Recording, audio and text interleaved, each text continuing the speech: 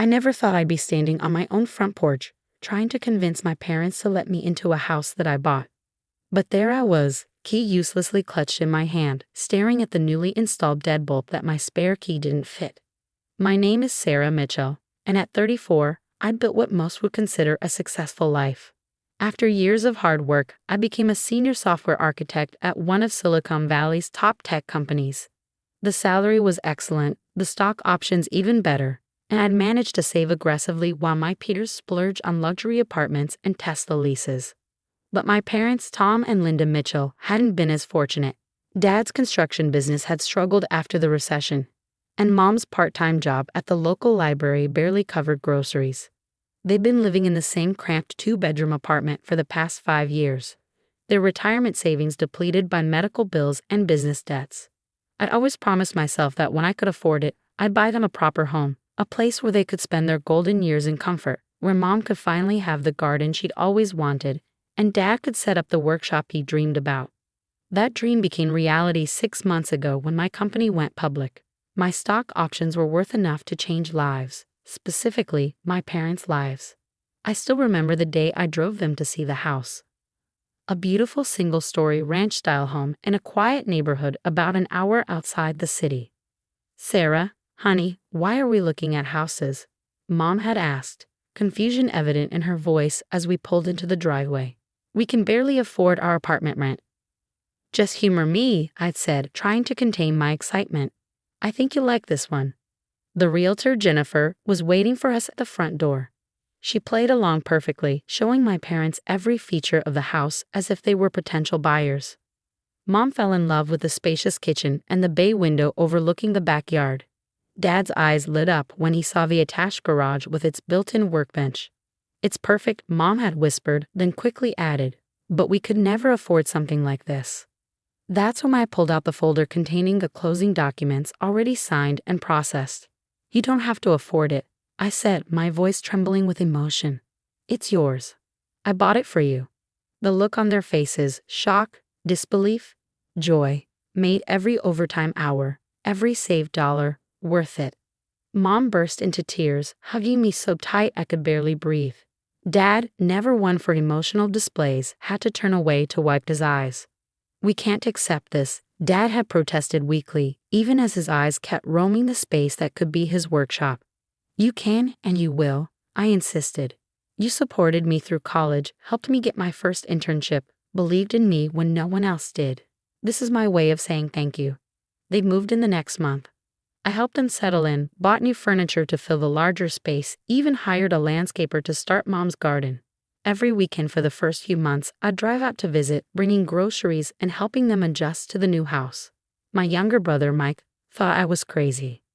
"You just gave them a house," he'd said incredulously over the phone. "Why didn't you invest that money or buy yourself something nice?" "They're our parents," I'd replied simply. "They deserve this." Mike lived across the country in Boston, pursuing his medical residency. He'd always been a smart one, according to our parents, despite my higher grades and more stable career. But he was also perpetually broke, always too busy with his studies to help Mom and Dad financially. The first sign that something was wrong came about 4 months after they moved in. My usual Sunday visit was met with an oddly cold reception. Mom, normally eager to show me her latest gardening projects, barely made eye contact. Dad spent most of the time in his workshop, emerging only for a tense dinner where the conversation felt forced. "Is everything okay?" I asked as I helped Mom with the dishes. "You seem different." "Everything's fine," she said quickly, too quickly. "We're just adjusting to the new place." The next weekend, they had plans when I called to arrange my visit. The weekend after that, they were under the weather. Soon, my weekly visits dwindled to occasional phone calls that grew shorter and more awkward. Then came the day I tried to use my key and found it didn't work. I'd driven out on a Wednesday afternoon, worried about their increasingly distant behavior. Mom hadn't answered my calls for 3 days, and Dad's texts had been uncharacteristically short. When I pulled into the driveway, I noticed changes: new curtains in the windows, a different welcome mat on the porch, and most significantly, a new security system panel by the front door. My key didn't fit the lock. I tried again, thinking I must have used the wrong key, but no, the lock had been changed. I rang the doorbell, hearing it chime inside the house. Through the decorative glass panels flanking the door, I could see movement. Mom? Dad? I called out. It's Sarah. My key isn't working. I heard whispered conversation, then Dad's voice, surprisingly firm. This is our house now. You're not welcome here. The words hit me like a physical blow. What are you talking about? Dad, I bought this house. I have a key for a reason. We've been talking to a lawyer. Mom's voice joined in, though she still wouldn't open the door. He says since we've been living here, paying the utilities and maintaining the property, we have rights. We're not going to let you control us with your money anymore. I stood there stunned. Control them? All I'd ever wanted was to give them the comfortable retirement they deserved. How had my gift turned into something so twisted? Mom, please open the door. We need to talk about this. There's nothing to talk about, Dad replied. The locks have been changed and we've filed a restraining order. If you don't leave, we'll call the police. A restraining order? Against their own daughter.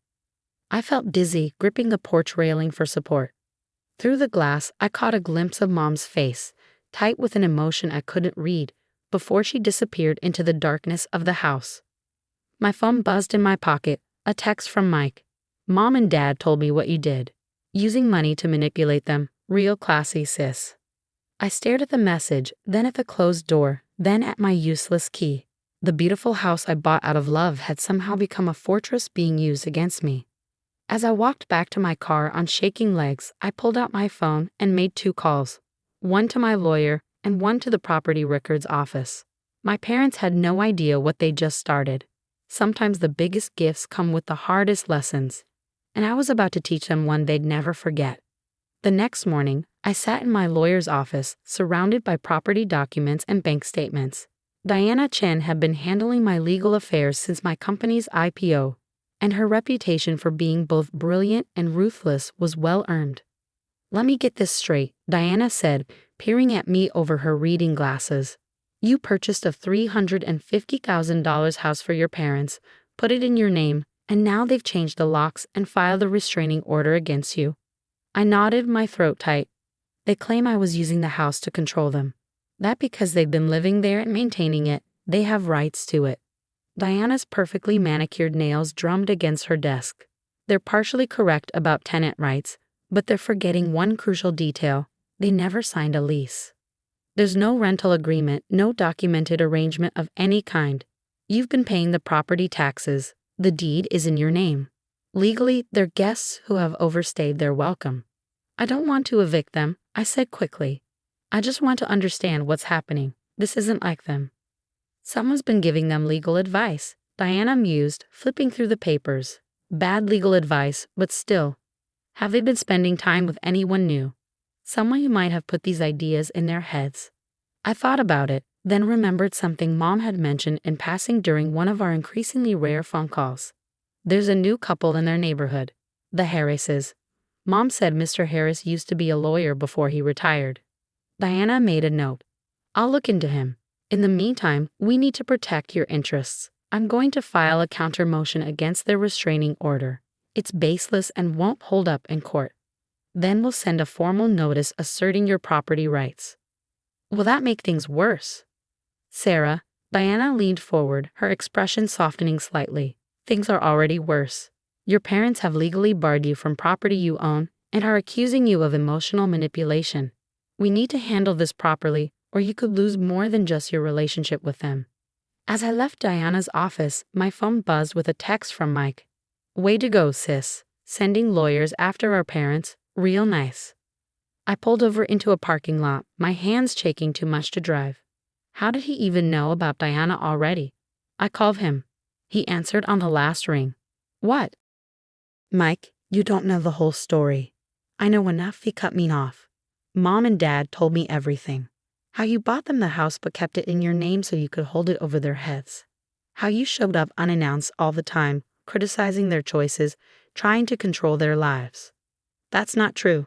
I protested. I bought them the house as a gift. They're the ones who suddenly changed the locks and filed a restraining order. Because they finally stood up to you. Mike's voice was cold. You know what your problem is, Sarah? You think because you make good money, you can buy people. Well, Mom and Dad aren't for sale. The line went dead. I sat in my car, staring at the phone, feeling like I'd stepped into some bizarre alternate reality where everything I'd done out of love was being twisted into something ugly. That evening, I went through old family photos on my laptop, trying to understand where it all went wrong. There we were at my college graduation, Mom crying happy tears, Dad beaming with pride. Christmas 2 years ago, all of us in matching sweaters. The day they moved into the new house, Mom planting her first rose bush, Dad organizing his tools in the garage. The doorbell rang. I opened it to find a process server holding more legal documents. My parents were now suing me for emotional distress and demanding ownership of the house be transferred to them. The lawsuit was ridiculous, full of wild accusations. According to the filing, I had weaponized financial support to maintain control, had invaded their privacy with constant unannounced visits, and had created a hostile living environment through persistent criticism and manipulation. Diana called within the hour. "Don't worry," she said. "This complaint is going nowhere." "But Sarah, I found something interesting about the Harrises." "What?" "Robert Harris was disbarred 5 years ago for running real estate scams. He would befriend retirees, convince them their children were taking advantage of them, then help them seize property assets. He usually got a cut of the proceeds." My blood ran cold. So this was his idea? He's manipulating my parents? "Almost certainly, but proving it will be tricky. Your parents have to want to listen to the truth." The next day, I drove to their neighborhood and parked down the street from their house. My house. After an hour, I saw them leave with an older couple I didn't recognize. Presumably the Harrises. They looked happy, laughing as they got into the Harrises' car. Mom was wearing new clothes, expensive ones, judging by the designer bag on her arm. Dad had a new golf bag slung over his shoulder. I frowned. Where had they gotten the money for luxury items? A horrible suspicion formed in my mind. I called Diana. "Can you find out if they've taken out a home equity loan?" There was typing on her end. "Give me a minute." "Yes." They attempted to, but were denied because they're not the legal owners. However, there is a personal loan taken out against their car. And Sarah, there are new credit cards opened in their names with large balances. "The Harrises," I said grimly. "They're bleeding my parents dry while convincing them I'm the enemy." "We need to move fast," Diana agreed. "I'm filing an emergency injunction today." That night, I couldn't sleep. I kept thinking about Mom and Dad, about how excited they'd been when I first showed them the house, about how something meant to bring us closer had torn us apart. My phone lit up with a text from an unknown number. "This is Robert Harris. Perhaps we should talk about resolving this situation amicably. Say, over coffee tomorrow?"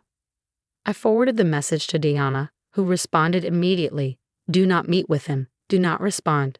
We've got him now." But as I lay in bed, staring at the ceiling, I couldn't help but wonder how many other families Harris had destroyed, how many other relationships he poisoned with his toxic manipulation. My parents weren't perfect, but they'd raised me with love, supported my dreams, celebrated my successes. Now they were being turned against me by a disbarred lawyer with a history of elder exploitation, and I couldn't even warn them because they wouldn't open their door.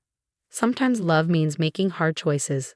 Sometimes protecting the people you care about means being willing to be the bad guy in their story, at least for a while. I picked up my phone and started typing an email to Diana. "Here's what I want to do." Diana's plan was set in motion on a crisp Monday morning. I watched from my parked car as a team of professional movers pulled up to the house, my house, in their large truck. Behind them, a police cruiser arrived, lights off but presence unmistakable. Diana stood at the curb in her impeccable suit, clipboard in hand. The night before, she'd explained everything. "We're not just going after your parents, Sarah. We're taking down Harris. My investigation found 12 other families he's done this to. 5 lost their homes. 3 went bankrupt. 1 elderly couple died in poverty after he drained their accounts." I saw Mom open the front door, Dad appearing behind her. Even from a distance, I could see their faces pale at the sight of the moving truck. Mr. Harris's silver Mercedes came screeching around the corner. Someone must have called him. Diana had prepared me for this moment. "Don't get out of the car," she'd warned. "No matter what you hear or see, let the legal process work." Harris stormed up to Diana, jabbing his finger in her face. Even through my closed car windows, I could hear his shouting. This is illegal. They have resident rights. Diana's voice was calm but carried clearly. Mr. Harris, as you well know, given your former legal career, or should I say, before you were disbarred, this property belongs to Sarah Mitchell. These movers are here to carefully pack and inventory all of Tom and Linda Mitchell's personal belongings. I saw Mom grab Dad's arm, their faces shocked at the mention of Harris being disbarred. But Harris wasn't done. I'll call the police. They're already here. Diana gestured to the cruiser. And they have some questions for you about the $45,000 in credit card debt Tom and Linda Mitchell have somehow accumulated in the past 2 months, not to mention the other families you've targeted. Mom's hand flew to her mouth. Dad took a step back. I could see their world crumbling as the truth emerged. Tom, Linda, Diana called out. I have documentation proving Mr. Harris was disbarred 5 years ago for running real estate scams targeting retirees. I also have evidence of him attempting to do the same to you. Would you like to see it? Harris turned to run, but found 2 police officers blocking his path. Mrs. Harris's car appeared, but seeing the scene, she quickly reversed and sped away. One of the officers spoke into his radio. I watched as Diana approached my parents, holding out a thick folder. Mom took it with trembling hands. They stood on the porch, flipping through pages, their faces growing paler with each document. The police were handcuffing Harris now. I heard phrases like elder financial abuse and criminal conspiracy float through the air. Then Mom did something that broke my heart. She crumpled to the porch steps, sobbing. Dad sat beside her, his arm around her shoulders, looking 20 years older than he had just moments ago. Diana glanced toward my car, giving me a subtle nod. This was the moment we discussed, the hardest part of the plan. I stayed in my car. The movers will pack your belongings, Diana told my parents. You have 2 hours to gather any immediate necessities.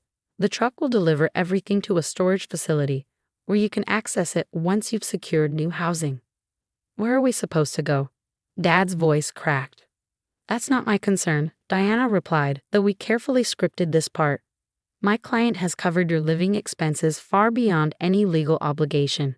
You chose to abuse her generosity, file false charges against her, and participate in a criminal conspiracy to steal her property. She owes you nothing more. Mom looked up, tears streaming down her face. Please, can we talk to Sarah?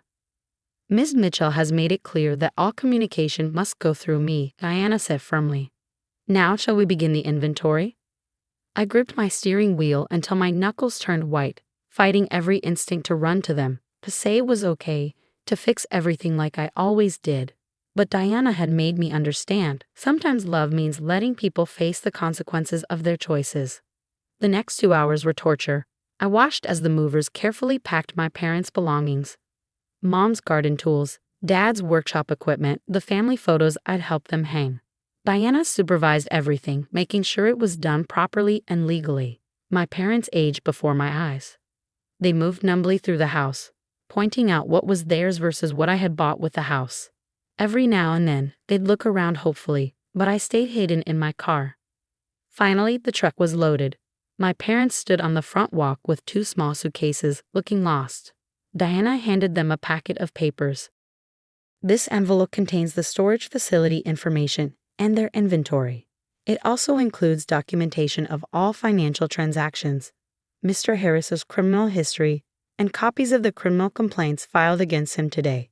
She paused, then added the final piece of our script. I've been authorized to inform you that a room has been booked and paid for in your names at the Extended Stay Hotel on Miller Road. 1 week only. What you do after that is your decision. Mom started to speak, but Diana held up her hand. The hotel reservation is a courtesy, not a negotiation point. Good day. I watched through tears as my parents climbed into their old car, the one they'd taken a personal loan against on Harris's advice. As they drove away, Diana walked to my car and tapped on the window. That was the hardest part, she said as I rolled it down. Are you okay? I shook my head. No, but it was necessary, wasn't it? Yes, she squeezed my arm. They needed to see the truth for themselves. No amount of you telling them would have worked. Harris had them too convinced you were the enemy. What happens now? Now, Diana straightened her jacket. We wait. They'll have time to read through everything to understand how Harris manipulated them. to realize what they almost lost and not just the house. And if they don't, then you'll know you did everything you could to protect them, even from themselves. I looked at the house, my house, standing empty now except for the furniture I bought. The garden Mom had planted was blooming, but she wouldn't be here to see her roses flower. Have maintenance come tomorrow, I said. Change the locks again, reset the security system, and put it on the market. Diana's eyebrows rose. Are you sure? Yes, I said firmly. I bought this house out of love, but now it's tainted. Whether they eventually understand or not, I don't want to keep it. Something that was meant to bring us together shouldn't tear us apart. As I drove away, I caught one last glimpse of Mom's rose bushes in my rearview mirror. Sometimes the hardest part of loving someone is letting them face the truth, even when it hurts. I just hope that somewhere in those documents, somewhere in the quiet of their hotel room, my parents would remember who had really been on their side all along. 3 weeks passed. The house sold quickly. The real estate market was hot, and Diana had priced it aggressively. I threw myself into work, trying not to think about where my parents were or what they were doing. Mike had stopped texting angry messages, his silence somehow worse than his accusations. I'd moved their belongings to a climate-controlled storage facility, paid for 6 months in advance. The receipt showed they'd accessed it twice, but I didn't ask what they'd taken or where they were living now. Then, on a rainy Tuesday morning, an envelope arrived at my office. I recognized Mom's handwriting immediately. My hands trembled as I opened it. Inside was a check for $45,000. A note fell out with it. Dearest Sarah, we sold our car, cashed in Dad's life insurance policy, and took out a small loan from the bank. This should cover the credit card debt we accumulated under Harris' influence. We know it doesn't begin to repay everything else we owe you, not just financially, but emotionally. We've read through all the documents Diana provided, over and over. We saw what Harris did to other families, what he was planning to do to us. But mostly, we saw what we did to you. You gave us a beautiful gift, and we let a stranger convince us it was a weapon. You visited us because you loved us, and we twisted that into control. You protected us even when we hurt you, and we called it manipulation.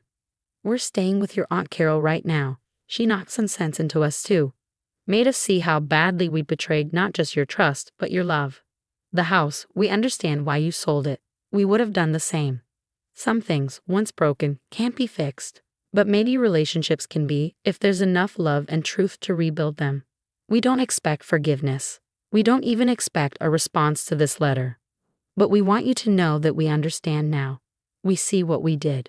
We see who you are, our daughter who has always taken care of us, who has always loved us, even when we didn't deserve it. If you ever want to talk, we're ready to listen. All our love, Mom and Dad. I sat at my desk for a long time, letter in one hand, check in the other.